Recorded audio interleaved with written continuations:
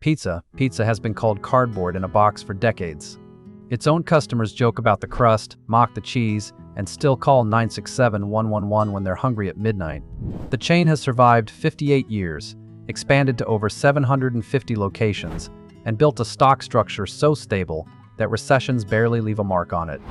By the end of this video, you'll know exactly why a company can sell food people openly admit is bad and still come out winning every single time. The story starts in 1967 in Toronto. Pizza at that time was not fast food. It was a sit-down meal, an occasion with checkered tablecloths and silverware, not a convenience. Michael Overs didn't care about any of that. He was a high school dropout with no culinary training and no interest in building the best pizza in Toronto. He leased a 300-square-foot shop and immediately looked past the food. What he saw was a logistics problem. Getting food delivered in the late 1960s was a genuine ordeal. You dug out a phone book, found a number, and hoped the kitchen on the other end could hear you. Delivery times were unpredictable, food arrived cold, and mistakes were common. Overs decided that if he could eliminate all of that friction, the taste of the pizza would matter far less than the speed of getting it there. His first move was to weaponize the phone number itself. He secured 967-111, then built a jingle around it that played on Toronto radio for years. For an entire generation, hunger and that number became the same reflex. That phone number also allowed Overs to build a centralized call center. Instead of each store answering its own phones in a noisy kitchen, one central hub took all the calls and routed each order to the nearest location. It was, in practical terms, an analog version of what Uber Eats would build with smartphones 40 years later, running on landlines and fax machines. The brand promise was never about flavor, it was about speed and reliability.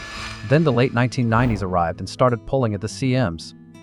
The Food Network was on television, more Canadians had opinions about fresh basil and wood-fired crusts, and gourmet competitors emerged with pesto and goat cheese. On the cheaper end, American chains like Little Caesars crossed the border with aggressive pricing designed to undercut everyone in the middle. Pizza was caught there, not the cheapest, not the B-states. Their speed advantage was shrinking as competitors caught up with better technology. A traditional operator might have overhauled the recipes. Overs went a different direction entirely. He introduced the garlic dipping sauce. That small foil-sealed cup might be the single most consequential product decision the company ever made. When a customer dipped a slice into the sauce, the dryness of the crust stopped being the point. The garlic and oil overwhelmed the blandness. Students started trading extra sauce cups like currency. People who openly criticized the pizza still called to get their hands on the dip. The sauce didn't fix the pizza. It made the pizza beside the point. But Overs understood that a great condiment wasn't a permanent strategy. He needed something structural, something that removed customer choice from the equation entirely. That thinking led to what might be called the forced model. Rather than trying to be the pizza people drove past 3 competitors to reach, Pizza targeted places where people were already hungry and had no other options.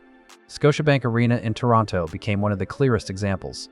As an exclusive vendor inside the arena, Pizza faced zero competition during events. The markup was high, the sales were guaranteed, and no customer was leaving mid-game to find an alternative. The quality of the slice was irrelevant because the alternative was going hungry. The same logic extended to university campuses across Ontario. Pizza secured contracts inside student unions and cafeterias. For thousands of students, it became the default meal for years. By graduation, the brand wasn't just familiar. It was hardwired as the first answer to hunger. The company also held decades-old leases on prime street corners it could never afford to secure at current market rates, adding protection that newer competitors simply couldn't replicate. The corporate structure protecting all of this is where things get genuinely unusual. The entity listed on the Toronto Stock Exchange under the ticker PZA is not a pizza company in the traditional sense. It is Pizza Royalty Corp, and it owns the intellectual property, the trademarks, the recipes, and that 10-digit phone number. Franchisees pay royalties on their gross sales, meaning the parent company collects its percentage before a single expense is paid. If ingredient costs spike, the franchisee absorbs it. If wages rise, the franchisee's margins shrink. If an oven breaks, the franchisee writes the check. The Royalty Corp sits above all of it, collecting from the top line every time. When the economy tightens, people stop going to expensive restaurants and order cheap pizza instead. The worse things get for higher-end competitors, the more stable Pizza tends to look. When Domino's arrived in Canada with a tech-forward approach and a pizza tracker app, Pizza responded by matching it with its own competitive app and refusing to hand delivery over to third-party platform means. Avoiding Uber Eats and DoorDash meant avoiding 30% commissions and keeping full control of customer data. Then 2020 arrived. The entire dine-in restaurant industry had to pivot overnight to delivery and takeout. Pizza had been built for exactly that model since 1967. It added tamper-proof packaging and contactless delivery and became, in a strange way, a symbol of reliability during a period when almost nothing felt reliable.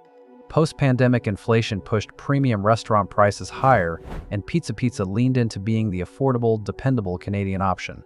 Royalty sales continued growing into 2025. Michael Overs never tried to make the best pizza. He built a phone number people couldn't forget, a sauce that covered for the crust, a venue strategy that eliminated competition, and a financial structure that transferred all operational risk to franchisees while the parent company collected from the top. Quality was never the product. The system was the product. So here's the question worth sitting with. Would you actually order this pizza without the garlic sauce?